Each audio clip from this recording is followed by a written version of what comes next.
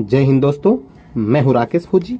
दोस्तों, आज के वीडियो में हम बात करेंगे सीआईएसएफ के अंदर एएसआई स्टेनो की सैलरी के संबंध में। अभी एएसआई स्टेनो की जो पोस्ट है उसका नोटिफिकेशन जारी हो गया है। अगर आपका सिलेक्शन एएसआई स्टेनो पोस्ट पे हो जाता है तो आपको स्टार्टिंग में कितनी सैलरी मिलेगी, कौन कौन से अलाउंसेज मिलेंगे, ट्रेनिंग के बाद में आपको कितनी सैलरी मिलेगी, इसके अलावा आपकी कितनी कटौती होती है, इसके अलावा आपको पेंशन मिलेगी कि नहीं मिलेगी, इस वीडियो के माध्यम से आपको पूरी जानकारी मिलने वाली है। अगर आप चैनल पे पहली बार आए हैं, चैनल को सब्सक्राइब कर लें, वीडियो को लाइक कर लें। इसके अलावा अगर टेलीग्राम ग्रुप से जुड़ना चाहते हैं, डिस्क्रिप्शन लिंक है, टेलीग्राम ग्रुप से भी आप जुड़ सकते हैं।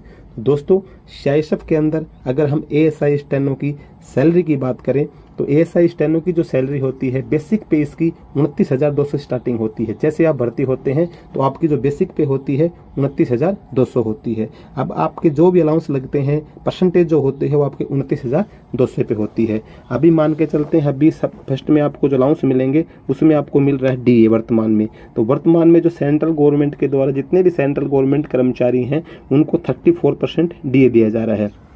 तो आपको 29,200 पे यानी कि 29,200 का 34% 9,860 यानी कि 9,860 रुपये आपको डीए के रूप में मिल जाता है। तो आपका जो डीए और आपका बेसिक पे दोनों मिला के 39,060 रुपये आपके बन जाते हैं। अब इसके ऊपर आपको मिल जाता है एचआरए। अब एचआरए जो होता है वो आपको मिलता है, आपकी जो घर है वो किस क्षेत्र में आता है, किस कैटेगरी में आता है, X category, Y category, Z category.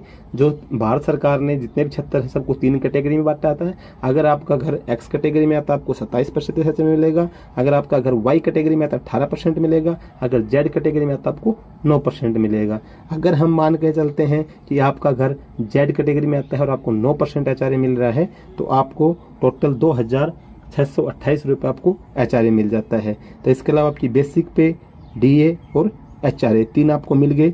इसके अलावा आपको मिलता है राशन मनी। जो भी सेंट्रल आर्मड पुलिस फोर्स रहती हैं, चाहे बीएसएफ है, सीआरपीएफ है, आईटीबीपी, एसएसबी है, सभी के अंदर क्या है, राशन फ्री नहीं होता। जैसे आर्मी, नेवी, एयरफोर्स वगैरह में आपको राशन फ्री होता है, जबकि सेंट्रल आर्मड पुलिस फोर्स में जो आप मैस के अंदर खाना खाते हैं उसका पैसा आपकी सैलरी में आता है। सैलरी से पैसा निकाल के आपको मैस इंचार्ज को देना होता है।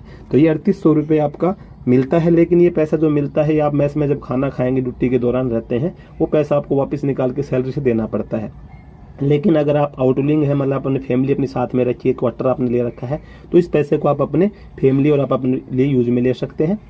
इसके अलावा अगर आप अवकाश के ऊपर होते हैं, जब उस महीने जो सैलरी में आपकी में आएंगे 3800 रुपये, वो आप अपने यूज में ले सकते हैं। यानी कि मैस में अगर आप खाना खाते हैं तो 3800 रुपये आपको मैस इंचार्ज को देना पड़ेगा।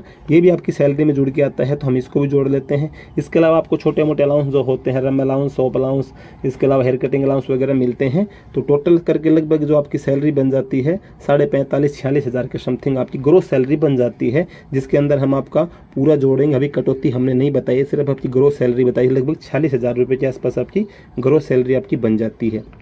इसके बाद शुरू होती है आपकी कटौती। तो फर्स्ट में जो कटौती आपकी होती है वो होती है आपकी बेसिक पे और डीए का दोनों को जोड़ के 10%। क्योंकि जो नया पेंशन सिस्टम लागू हुआ है 2004 के बाद में, जितने भी कर्मचारी भर्ती हो रहे सेंट्रल गवर्नमेंट के अंदर, उनको ओल्ड पेंशन सिस्टम के हिसाब से पेंशन नहीं मिल रही है। इनको नए पेंशन सिस्टम में जैसे आप का बेसिक पे और डीए का 10%, इसके अलावा 14% गवर्नमेंट का कंट्रीब्यूशन होता है। आपको एक अलग से अकाउंट खुल जाता है, उस अकाउंट में ये पैसा जमा होता रहता है और उस पैसे से फिर आपके जब रिटायरमेंट जाते हैं तब उसकी पेंशन बनती है। तो आपका 10% कटौती होती है। तो आपकी जो बेसिक पे और डीए दोनों 39,060 रुपये थे, जिसमें से 3,906 रुपये आपके कट जाते हैं। तो टोटल लगभग 46,000 रुपये आपकी सैलरी बनी थी, जिसमें से 3,906 रुपये आपके कट जाते हैं। तो लगभग 42,000 रुपये के आसपास आपका सैलरी बच जाती है। अब 42,000 में से फिर आपको 3800 रुपये जो मैंने राशन मनी बताई थी आपकी सैलरी में आती है। अगर आप मैस में खाना खाए हैं पूरे महीने तो लगभग इतने रुपये आपको निकाल के देने पड़ते हैं। तो ओवरऑल अगर देखा जाए, ये पैसा भी निकाल दिया जाए तो स्टार्टिंग जो आपकी सैलरी बनेगी वो 38,000 से स्टार्ट होगी, यानी कि 38,000 रुपये से आपकी सैलरी बनती है। ये जब आप भर्ती हो जाते हैं, आपकी ट्रेनिंग स्टार्ट होती है या नहीं होती है, उसी टाइम से ये आपकी फर्स्ट मंथ की सैलरी, जैसे दिन आप ज्वाइन करेंगे उस मंथ की सैलरी, मतलब आपने एक दिसंबर को ज्वाइन किया तो 1 जनवरी को जो आपकी सैलरी आएगी, आज के टाइम की बता रहा हूँ मैं, 38,000 रुपये आएगी। लेकिन आपकी ज्वाइनिंग आते आते जैसे अभी आपकी ये प्रोसेस चलेगी, 1.5 साल लगेंगी, तो इसके अंदर आपका जैसे डी अभी 34% हो सकता है, 40% भी हो जाए, 42% भी हो जाए, 38% भी हो जाए, वो गवर्नमेंट पे डिपेंड करता है। तो आपका डी अगर बढ़ जाएगा तो उस टाइम पे आपको सैलरी भी बढ़ेगी। डी क्या होता है, साल में 2 बार बढ़ता है, कभी 1 बार बढ़ाता है, लेकिन रूल ये होता है आपका साल में 2 बार महंगाई भत्ता बढ़ता है। तो अगर आज की डेट में भर्ती होते हैं तो 38,000 रुपये के समथिंग आपको लगभग आपके अकाउंट में पहली सैलरी जो आपकी बनेगी वो बनेगी। अब इसके बाद में बात करें हम सैलरी ट्रेनिंग के बाद, अब जैसे आपकी ट्रेनिंग कंप्लीट हो जाती है तो उसके बाद में जो आपकी सैलरी बनती है वो डिपेंड करती है कि आपकी जो तैनाती है, आपकी जो ड्यूटी है वो किस क्षेत्र में है। हर क्षेत्र के अंदर अलग अलग अलाउंस होते हैं, किसी के अंदर रिस्क अलाउंस मिलता है, किसी में टीपीटी मिलती है, किसी में रिस्क अलाउंस को भी 4-5 कैटेगरी में बांटा गया। मान लो 17,300 है, 9,700 है, 6,900 है, 7,400 हुआ। तो जिस क्षेत्र के अंदर जितना रिस्क होगा उसी हिसाब से रिस्क अलाउंस मिलता है। तो रिस्क अलाउंस जो सभी जवानों को मिलता है, चाहे वो जीडी के हैं, चाहे टेक्निकल ट्रेड के, चाहे मिनिस्ट्री स्टाफ के हैं, उन सभी को मिलता है। तो आपकी जो जॉब है वो भी मिनिस्ट्री स्टाफ की जॉब है। इसका जॉब प्रोफाइल के संबंध में मैंने पहले से वीडियो बना रखा है, अगर आपने वो नहीं देखा होगा तो डिस्क्रिप्शन में लिंक मिल जाएगा, उसको आप देख सकते हैं। बेहतरीन जॉब है एसआई स्टेनो की।